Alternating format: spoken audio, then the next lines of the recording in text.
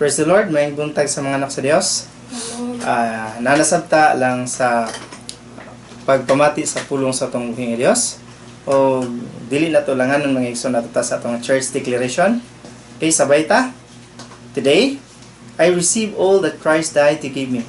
His abundant life, limitless grace, boundless mercies, divine restorations of youth, and overflowing provisions. Today, I take hold of all God's blessings, healings, and miracles.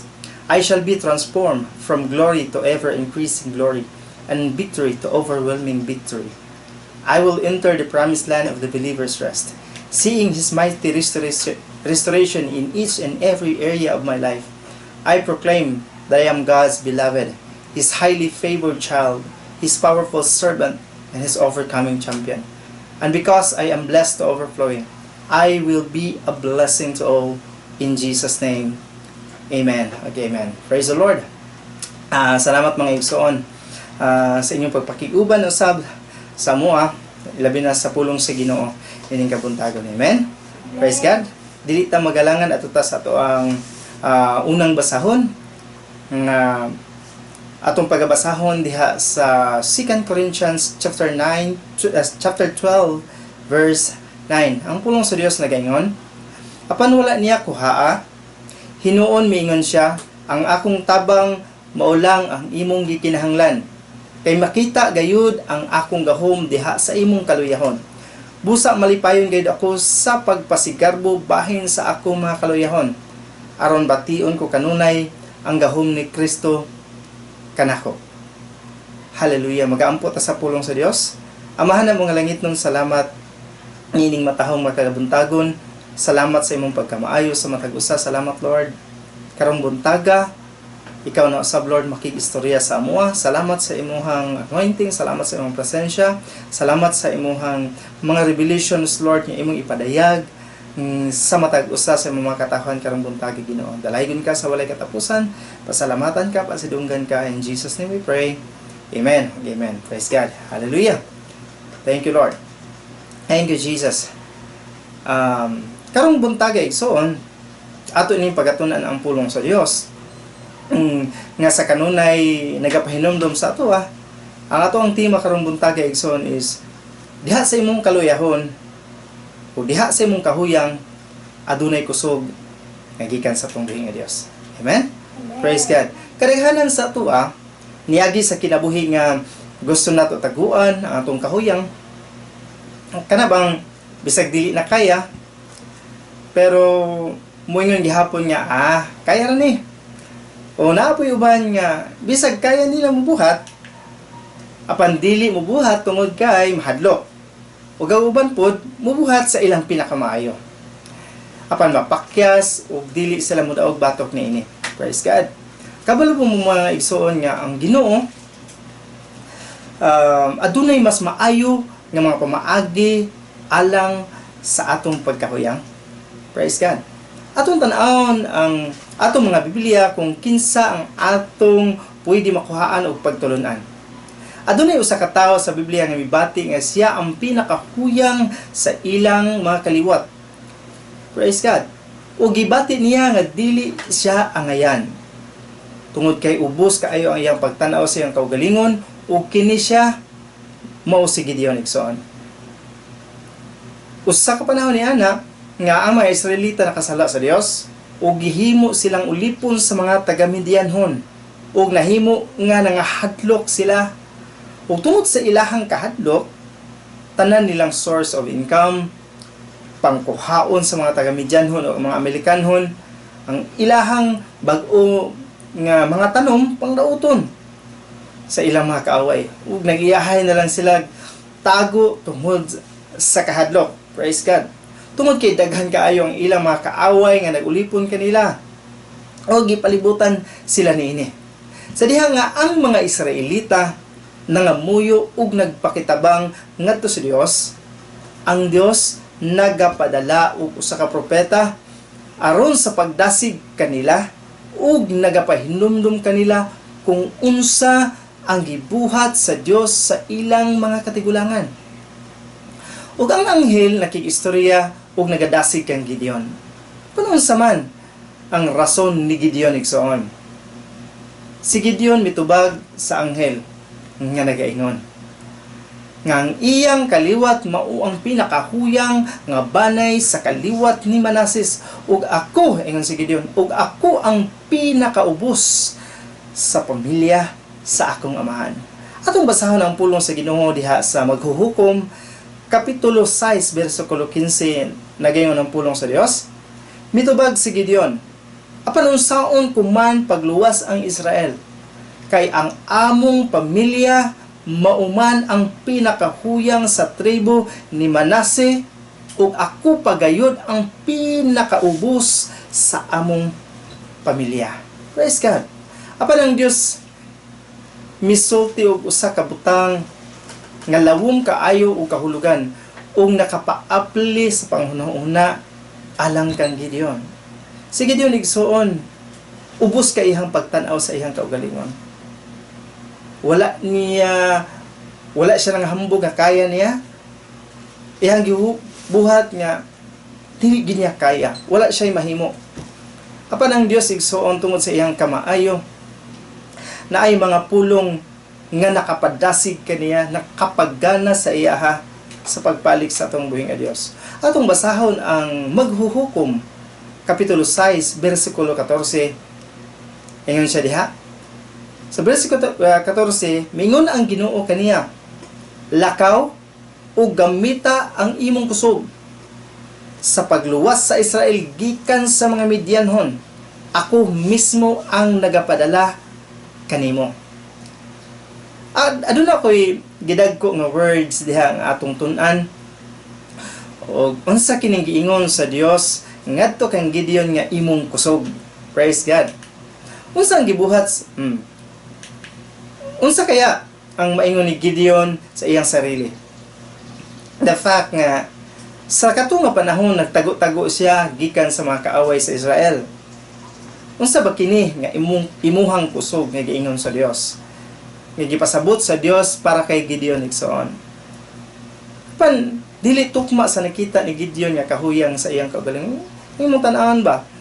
Ang giingon sa Ginoo nga imuhang kusog, din ang pagtanaw ni Gideon sa iyang sarili is huyang man gid siya. Siya ang pinakaubos. Siya ang pinakahuyang sa tanan sa ilahang kaliwat. Pero ingon ang Dios, imuhang kusog, gamiton sa Ginoo ang imuhang kusog aron sa pagluwas sa mga Israelita. Dili tukma no? Pero ang Dios igsoon, grabe ka maayo. Imo bang nakita? Ang Dios mingon pagayod kang Gideon nga diha sa Maghuhukom kapitulo 6 bersikulo 16 ang pulong sa Ginoo. Ingon ang Ginoo, magauban ako kanimo ug pildihon mo ang mga Midianhon nga daw sa nagpatay ka lang og usa ka tawo. Praise God. Si Gideon huyang sa iyang sariling panghunahuna. Apan ang Dios mao'y iyahang kusog. Ingon ana ang nahitabo kang Gideon. Huyang siya sa iyang sarili ug ang Dios mao'y naghimo kaniyang kusgan. Huyang siya. Pero ang Dios ang naghatag kaniya og kusog, naghatag kaniya kadasig nga mubalik ang iyang kusog tungod sa mga saad sa Dios. Ug susama ni sa ato karon, ang Dios wala nagapangayo sa ato nga daugon nato ang atong kahuyang. Mga problema, unsa pa makasinatian pinaagi sa atong kaugalingong kusog. Ang iya lang gipangayo kanato igsoon is simple lang. Ato lang ilhon nga huyang ta. Aron paghatag og lugar sa kusog sa Ginoo nga mahimong kumplito sa atong kahuyang o dinhi sa atong kinabuhi. Amen? Hallelujah. Praise God. O sa nagpadayon ng istorya, ang Dios naghimo kang Gideon uban sa iyahang 300 ka mapaubsanon nga mga manggugubat nga mupildi sa mga Midianites o sa mga Amerikanhon. Ginamit ang labing dili makatarunganon nga estratehiya sa pagpakigubat. Nga naman nga nakaingon ko nga dili makatarunganon nga pamaagi o estratehiya sa pagpakigubat ang nahitabo kang Gideon igsoon. Kaya ang pulong sa Dios nagaingon diha sa Maghuhukom kapitulo 7 bersikulo 1 hangtod sa 24. atong basahon. Ang title niya is Gipildi ni Gideon ang mga Midianhon. Sa verse 1, pagkabuntag, sayo kaayong milakaw si Jerubbaal o Gideon, uban sa tanan niyang mga tao. Nagkampo sila sa may tuburan sa Harod, samtang ang mga Midianhon didto nagkampo sa amihan nga bahin sa ilang gikampuhan, sa kapatagan nga duol sa bungtod sa More. Miingon ang Ginoo kang Gideon, daghan ra kaayo ang imong mga kauban. Basin og maghambog sila nga napildi nila ang mga Midianhon sa ilang kaugalingong katakos og dili tungod kanako. Busaing na sila nga kung kinsa ang nahadlok, mubiya na lang ni ining bukid sa Gilead ug mupauli. Sa dihang giingon kini ni Gideon, mipauli ang 22,000 ka mga manggugubat ug nahibilin ang 10,000. Kung imong tan-aw igsoon, gikuhaan gyud sa Ginoo ang kadaghanon sa mga sundalo ni Gideon para dili gyud sila makapanghambog. Praise God. Mao biya ni ang kasagaran ng hitabo sa kalibutan karon. Iyahay panghambog. Kadto nahitabo to tungod kay grabe na kong paningkamot. Hawod manggod kayo ko. Hawod manggod kayo mi. Dili ba kaya moingon nga high-tech manggod kayo ang among mga gamit mo nang midaog mi.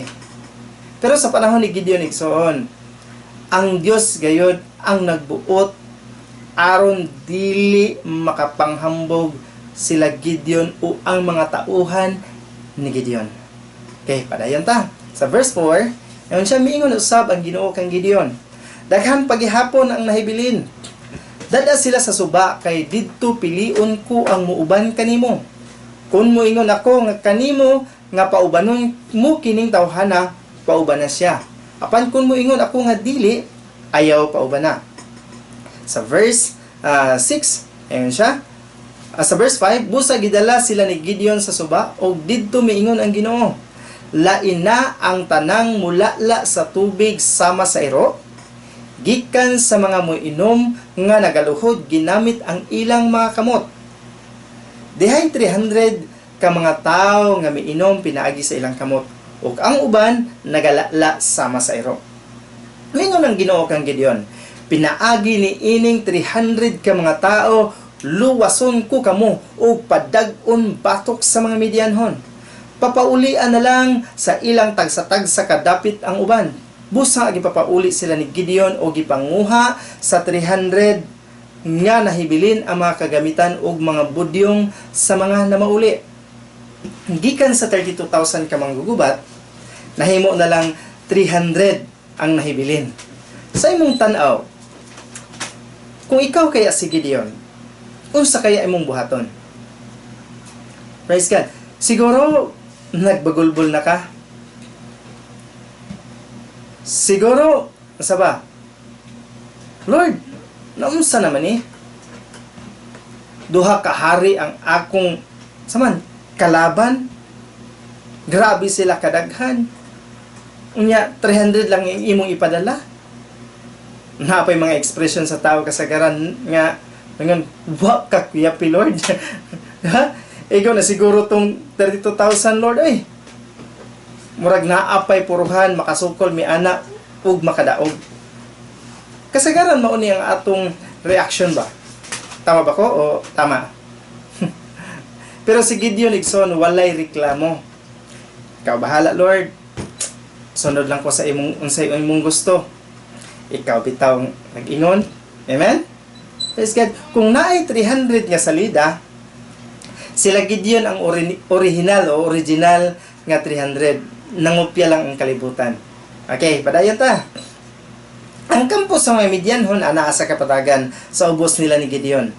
Nianang pagkagabi mingon ang Ginoo kang Gideon, pangandam, sulungan ninyo ang kampo sa mga Midianhon kay padag-on ko kamo. Apan kung nahadlok ka nga mosulong karon, dada ang imong sulugoon nga Sipora ug lugsong kamo ngadto sa kampo sa mga Midianhon. Paminawan ninyo kung unsay ilang gipanag-istoryahan kay sigurado gayod nga makaangkon ka sa kaisog nga mosulong tungod sa imong madunggan. Busa miadto si Gideon og Sipora sa may utlanan sa kampo sa mga Midianhon. nga may mga sundalo nga nagagwardya. Ang mga Midianhon, mga Amalikanhon, ug ang uban pang mga katawhan sila ka nagtigom sa kapatagan nga daw mga dulon. Grabe kadaghan. Ug ang gidaghanon sa ilang mga kamilyo sama sa kadaghan sa balas sa baybayon. Siguro pag ingon sa Ginoo nga, Gideon, musulong mo karon gabi. Base niingon pa si Gideon nga, Lord, tagay sa akong timailhan, Lord, nga mudaog jud mi before ko musulong. Kaya mo ba yan ang kasagaran buhaton sa tao? Madiguro ba? Oy, Lord, ang dili sa akong mutabang, Lord, ha? Kay, para man og kulang pa ni sa ako ang pamilya. Pero kung maklaro na ganin ako, Lord, nga, mo-provide ka, okay? Mutabang na ko sa uban, Lord. Tama ko o tama? Diba? O ba no? Kasagaran na ang reaksyon. Paano ang Diyos mingon kang Gideon? O sige, pangispiya sa mong duha ni Pura. Dito, atuan ninyo to dito.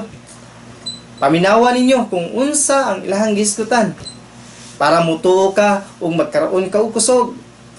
Unya, sa may nadunggan ni Gideon. Padayon ta. Sa verse 13, sa dihang dito na sila si Gideon, may nadunggan silang duha ka tawo nga nag-istoryahanay. Mingon ang usa, nagdamgo ako nga may pan nga barley nga miligid paingon sa atong kampo ug naigko ni ini ang usa ka tulda, unya natuwad ang tulda ug nahapla. Mitubag ang usa, wala nay laing gipasabot ni adto kundili ang espada ni Gideon nga Israelinhon nga anak ni Joas. Padag-on siya sa Dios batok sa mga Midianhon ug kanatong tanan. Kung imong tan-awon dinhi nga bersikulo igsoon, giangko na sa kaaway ang ilang kapilihan. Kini pala nga istorya, wala na sila'y pag-asa. Siyempre, pagkanugong ni Gideon, mao na ni. Kung ikaw nakadungog sa istorya nga daog na ka, sa may mong buhaton. Okay. Gingnan na ka ni Lord nga suplayan lagi ta ka. Si Lord sa mga, ay kabala ka. Abang lang, suplayan lagi ta ka. Tagaan lagi ka. Ay kahadlok. Mahimong ganado jud ka, di ba? O makapasalamat jud ka sa Ginoo. Praise God. Sa verse 13, padayon ta. Sa dihang nadungog ni Gideon ang mahitungod sa damgo ug ang kahulugan niini, miyokbo siya sa pagdaig sa Ginoo. Unya bibalik siya sa kampo sa mga Israelinhon ug giingnan niya ang iyang makauban. Tana! Kay gitugyan na sa Ginoo kanato ang mga Midianhon. Gibahin niya sa tulo ka grupo ang iyang 300 ka mga tao. Ang 300 kanya ka manggugubat iyang gibahin sa tulo. O ang matag-usa gihatagan niya budyong ug tibod nga may sulod nga suga. Mingan siya kanila, muadto ako sa may utlanan sa ilang kampo. Tan-awan ninyo kung unsay akong buhaton ug sundan ninyo kini. Kung patingugon ko ug sa akong mga kauban ang among mga budyong, patinguga usab ninyo ang anaa sa palibot sa kampo nga inyong mga budyong ug singgit kamo nga nagaingon alang sa Ginoo ug kang Gideon. Tungang gabi na sa dihang nakaabot si Gideon ug ang iyang kauban 100 ka mga tao sa utlanan sa kampo sa mga Midianhon. Dili palang dugay gipulihan ang gwardiya dito. Unya gipatingog nila ang mga budyong ug gibuak ang mga tibod nga ilang gigunitan.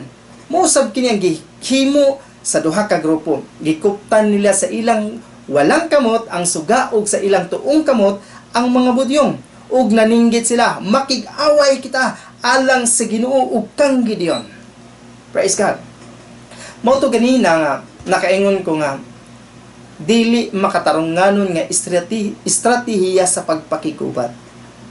Tungod kay laliman ka, yang ilang gibuhat nagpatingog lang og budyong ug nagapamuak og mga kulon ug naniyagit sa makusog.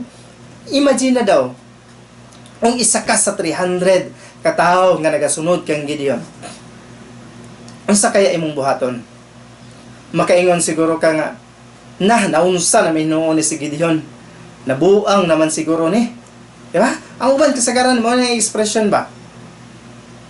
Sungay lang ug kulon batok sa daghan kaayo nga mga sundalo nga kumpleto sa hinagiban nga panggiyera. Pero igsoon, ang 300 ka sundalo nga nagasunod kang Gideon, even si Gideon wala nagreklamo tungod kay dako sila og pagsalig ug pagtuo sa Dios nga nagsugo kanila. Ug katong giila nga dili makatarunganon nga estratehiya sa pagpakigubat maoy nahimong naghatag sa ilaha og kadaugan. Padayon ta, may pahimutang ang matag usa sa iyang dapit libot sa kampo ug ang ilang mga kaaway nagaiyahay og panagan nga nagasiyagit. Ug sa dihang gipatingog sa 300 ka mga Israelinhon ang ilang mga budyong gipaunay sa Ginoo ug away ang mga tao sulod sa kampo. Nagaiyahay sila og pangikyas ngadto sa Beth-sheta paingon sa Zerira hangtod sa utlanan sa Abel Mihola duol sa tabat. Gipatawag ni Gideon ang mga Israelinhon nga gikan sa tribo nila Naphtali, Aser ug ang tibuok tribo ni Manase ug gipagukod kanila ang mga Midianhon. Nagsugo usab si Gideon og mga mensahero ngadto sa mga lumulupyo sa kabungturan sa Ephraim aron sa pag-ingon nga bantayan nila ang suba sa Jordan hangtod sa sapa sa Bet-bara aron dili makatabok ang mga Midianhon. Gisunod kini sa tanang kalalakinan sa Ephraim o gibantayan nila kadtong mga dapita. Nabihag nila ang duha ka pangulo sa Midianhon nga si Oreb ug si Zeb. Gipatay nila si Oreb didto sa bato nga gitawag na karon og bato ni Oreb. Ug si Zeb gipatay nila didto sa pug-anan sa ubas nga gitawag na karon og pug-anan sa ubas ni Zeb. Nagpadayon sila sa pagukod sa mga Midianhon. Pagkahuman, gidala nila ang ulo ni Oreb ug ni Zeb ngadto kang Gideon nga didto na sa may suba sa Jordan. Gipanggukod ug gipangbihag nila ang mga taga-Midianhon, mga Amalekanhon, o gipangkuha nila ang tanang kabtangan tungod kay gihatag sa Ginoo ang kadaugan pinaagi sa dili makatarunganon nga estratehiya sa pagpakigubat. Dako kaayo to nga kaulawan alang sa tanang kaaway ni Gideon igsoon. Siguro sobra 100,000 ang ilang mga kaaway. Apan gipildi lang sa 300 ka mga manggugubat ni Gideon. Hallelujah! Lagi man hunahuna aragod. Thousands upon thousands ilahang kalaban sama sa balas sa kabaybayunan ang ilang mga karwahe, mga kabayo. Gipildi lang og 300 ka tao. Praise God! Kabalo ba kaigsoon kung unsa ang sikreto ni Gideon ngano nga madaugon ug malampuson siya sa iyahang kinabuhi? Praise God! Una, igsoon naliguro si Gideon before siya ning sulong sa iya mga kalaban. Nakig-istorya una siya sa Ginoo ug nangayo siya og mga sinyales. Amen? Una daigsoon para mahimo kang madaugon sa imong kinabuhi. Unaha ang Dios. Pakig-istorya sa Dios. Lord, unsa may imong gusto sa akong kinabuhi? Unsa may imong mga plano sa akong kinabuhi? Before ka mo decide. Ug mao kini ang mga sinyalis nga iyang gipangayo. Atong basahon sa Maghuhukom chapter 6 verse 36 to 40. Ingon siya sa 36. Mingon si Gideon sa Dios, "Mingon ka nga gamiton mo ako sa pagluwas sa Israel. Aniya, magbutang ako balhibo sa karnero sa among giukanan og trigo. Kung mabasa kini sa yamog, apan mala ang yuta sa palibot niini, mahibaluan ko nga ako gayud ang gamiton mo sa pagluwas sa Israel, sumala sa imong gisulti. O mao gayud ang nahitabo." Pagkasunod nga adlaw, sayo pa kayong mibangon si Gideon. Gikuha niya ang balahibo sa karnero og gipug-an ug nakakuha siya usa ka yahong nga tubig gikan niini. Mingon si Gideon sa Dios, "Palihog, ayaw kasuko.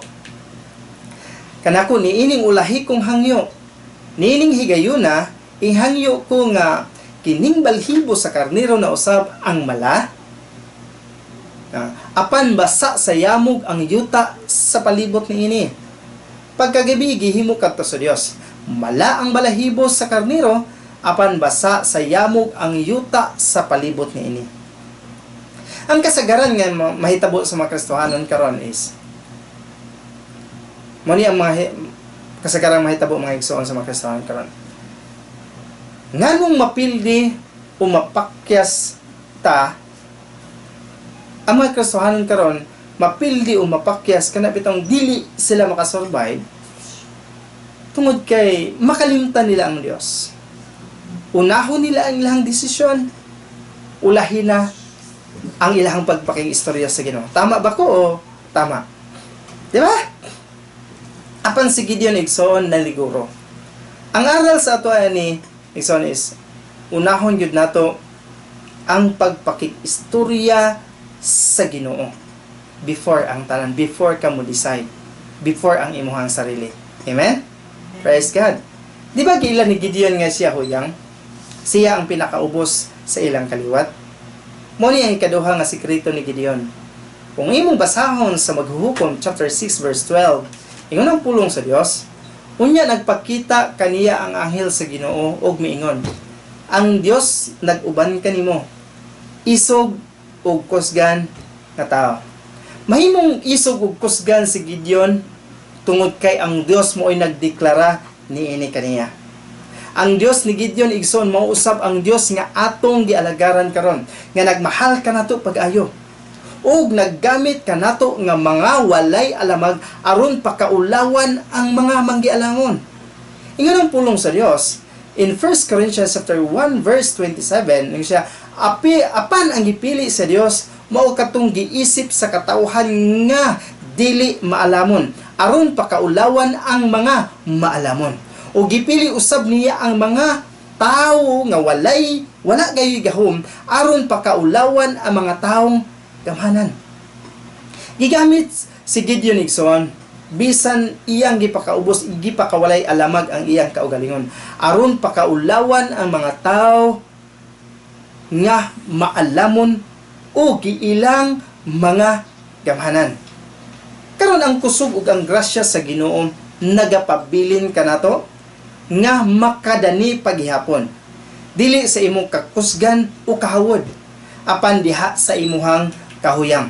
Sama kang Gideon, mupadayon ba ka pinaagi sa imong kusog karon ug tugutan ang Dios nga maoy kusog nimo sa tibuok nimong kinabuhi?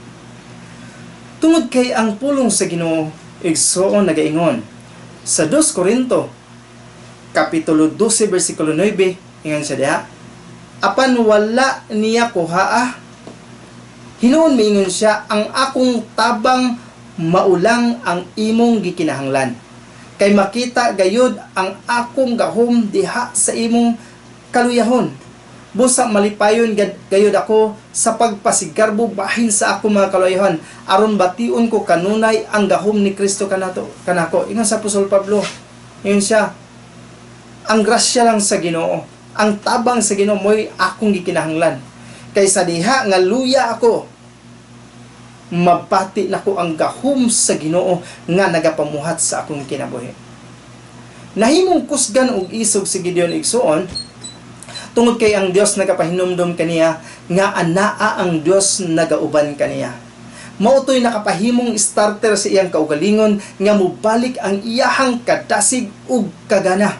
Ug ang Dios usab maoy nagaingon kaniya nga siya kusgan ug isog. Usahay ingon ana pod bayata? Diba? Diba mga igsoon? Ingon ana pod ta usahay ba? Nga magpadala sa kahuyang. Hangtod dili na kabalo unsay buhaton. Kana bitong nahadlok ka kay kayo pag-ayo ba? Kanang mataranta na bitaw ka? Dili na ka makahibalo kung unsay imong buhaton. Tinuod ba na? Kanang usay tungod sa imong kahadlok, dili na ka makahunahuna og unsay maayo. Dili na ka makahunahuna og unsay dapat buhaton, di ba? Labi na sa panghitabo karon sa panghitabo nga sa coronavirus. Unsa may ginabuhat sa mga tao? Ang uban tungod sa kahadlok wa na nanggitago na.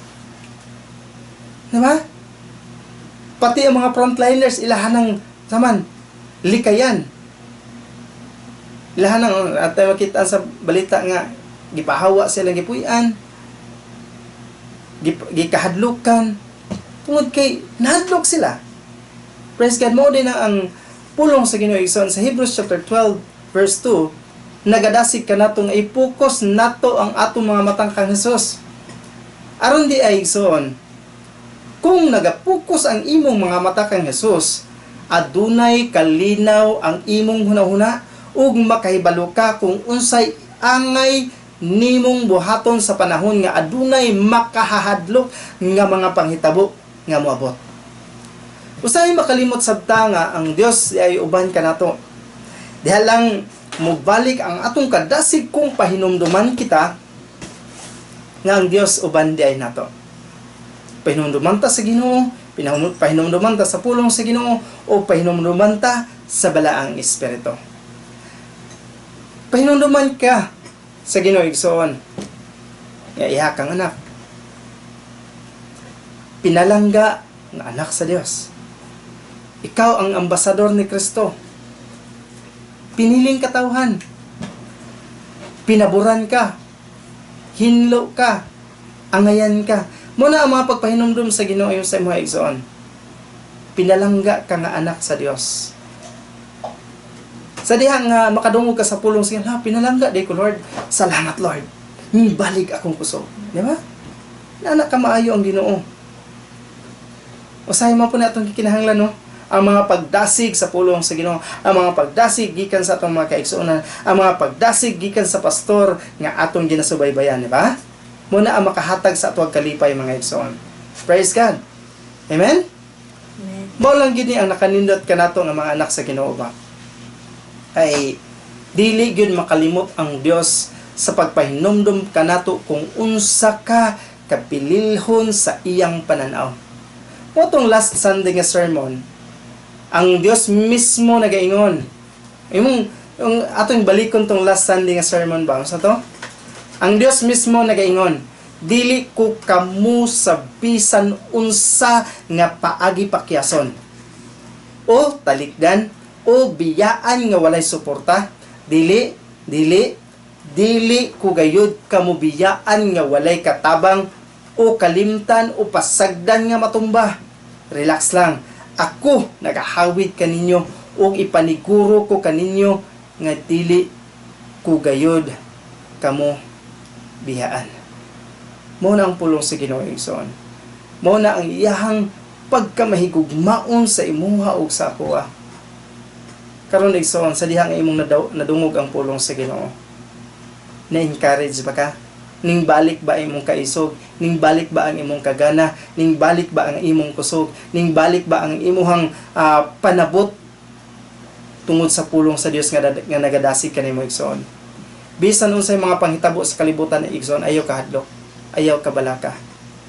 Kung gibati nimo nga problematic ka, kung gibati nimo nga walang-wala na gid ka, ayaw kahadlok. Ang imo lang buhaton is magtuon ka sa pulong sa Ginoo. Maminaw ka sa mga pulong about sa grasya, about sa dakong gugma ni Kristo para sa imuha. Ug mangayo kag tabang sa balaang espiritu igsoon. Tungod kay ang balaang espiritu mo'y atong giya, mo'y atong katabang, siya ang atong kusog, siya ang magtudlo kanato kung ansay angay natong buhaton. Ato lang i-focus ang atong kaugalingon diha sa Ginoo. Kay kung wala siya igsoon, dili ka mo daog. Kung wala ang Dios igsoon, dili ka magmalampuson. Kung wala ang balaang espiritu igsoon, dili ka magmalampuson. Dili ka makalahutay. Tungod kay dinhi sa kalibutan igsoon, kahugawan, kasakitan, balatian, problema, halos naa diri tanan mga dautan. Praise God. Kung wala ang tabang sa Ginoo, imposible gid sa isa ka Kristohanon nga makalahutay, nga makapadayon. Tungod kay gilibutan ka sa mabagang duot sa kadautan dinhi sa kalibutan. Amen. Mula igsoon ang pulong sa Ginoo nagadasig na usab kanato, nagapahinumdom na usab kanato nga ikaw pinalangga, ikaw gihigugma sa Dios pag-ayo. O dili ka kaya niya biyaan, dili ka kaya niya nga pasagdan. Tungod kay gimahal ka, gibayaran ka ug usa ka butang nga ibin ang tibuok kalibutan dili ikabayad sa sakripisyo nga gibuhat ni Kristo para sa imong igsoon. Amen. Dalay ko ng Dios o ato siyang pasidunggan, pasalamatan sa tanan sa tibok natong kinabuhi tungod kay siya ang angayan. Amen. Praise the Lord. Ang Dios magapanalangin sa iyang pulong. O magpadayon ta sa atong communion. Praise God. Kaysa tong andam na, kuhaan ninyo ang inyong pan, atong ibayaw, o magaampo ta, magapasalamat ta sa iyang gibuhat. Sa gabi nga gibudhian sa Jesus, mikuha sa tinapay, og nagpasalamat siya sa Dios, og iya kining gipikas-pikas, og iyang gihatag sa mga tinunan. Og miingon siya, kini nga pan nga nagsimbolo sa akong lawas, nagsakripisyo alang kaninyo, buhata kini alang sa paghandom kanako. Lord Jesus, salamat Lord sa imong pagkamaayo ka. Salamat sa imong tugma, imong ginabubo sa mga kinabuhi. Kini nga bread Lord nga nagsimbolo sa imong lawas, nga mo'y nag-antos dito sa krus sa Kalbaryo, aron pinaagi sa imong mga labod, kami mamaayo. Lord Jesus, salamat sa imong dakong gugma. Wala gid kami masaligan din sa kalibutan kung dili ikaw lang. Kung kay ikaw ang angayan ug takos nga sakripisyo alang kanamo. Dalahigon ka sa walay katapusan. Salamatan ka. In Jesus' name we pray. Amen. Let us eat the bread that symbolizes the body of Christ.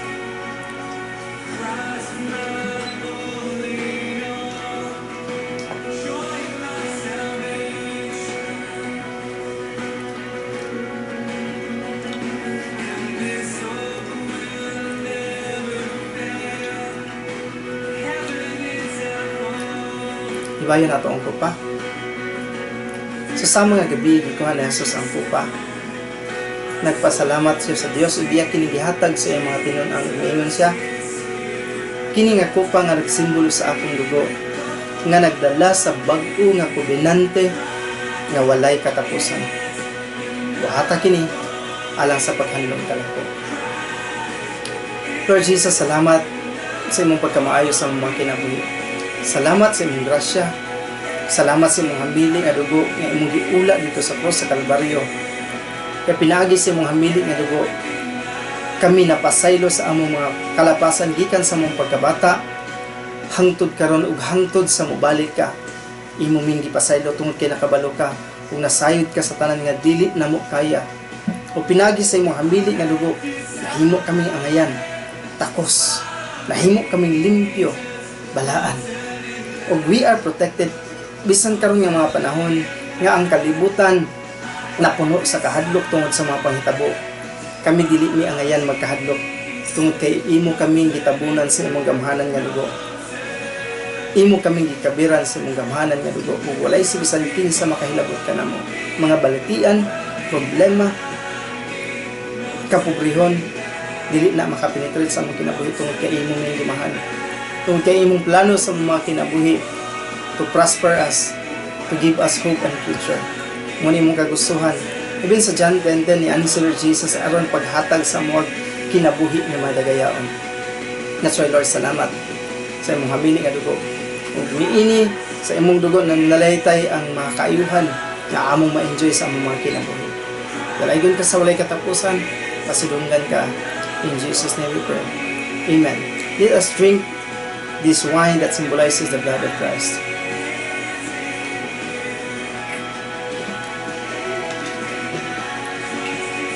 Praise God. Salamat kayo mga igsoon sa panahon ng gihatag. Salamat sa inyong pagsubaybay. Sa tanang miyembro sa inyong Covenant in Christ, ang Diyos magapanalangin kaninyo. Sa tanan na mo mga kaigsuunan, sa among mga ginikanan, ang Diyos magapanalangin kaninyo. Sa tanang mga tao nga nagapaminaw niini nga programa, ang Diyos magapanalangin kaninyo. O sa tanang mga frontliners, ang Diyos nagmahal kaninyo, dili mo pabayaan sa Ginoo. Sa tanang natong mga doctors o mga nurses, ang Ginoo magahatag sa inyo kaalam o kahibalo kung unsaon ninyo pag-handle sa mga inani nga klase nga sakit ug sa atong mga kapulisan, kasundaduhan, ang Diyos magahatag kaninyo kusog na maging alert mo tungod kay ang Diyos magatabang kaninyo. o sa among presidente, ang Ginoo magapanalangin kanimo, ang Ginoo magaluwas kanimo sa tibuok nimong pamilya, o ang Ginoo magagiya kanimo, magatabang kanimo sa tibuok nimong kinabuhi.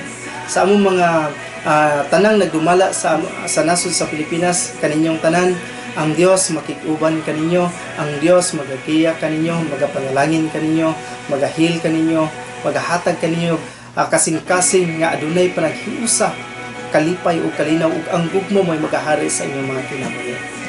Salamat mga igsoon sa tanan. O karon ang Dios mismo ug atong amahan ug ang Ginoong Hesukristo mo'y magagiya kaninyo. Ang Dios magahimo kaninyo nga magauswag diha sa gugma ngadto sa matag usa ug ngadto sa tanang mga tawo. Ug sa katapusan ang Dios maghimo kaninyo nga walay ikasaway sa pagkabalaan sa tubangan sa Dios.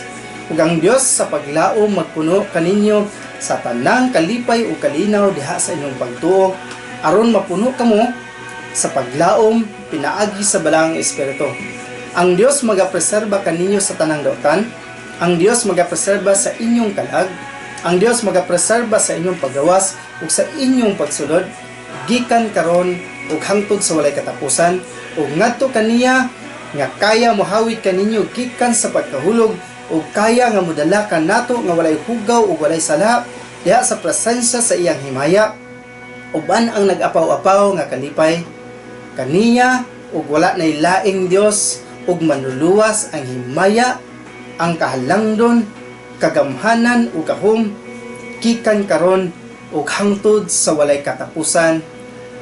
Amen. Okay, amen. Ang Dios magapanalangin kaniya. Amen. Salamat sa pagsubaybay. Bye-bye.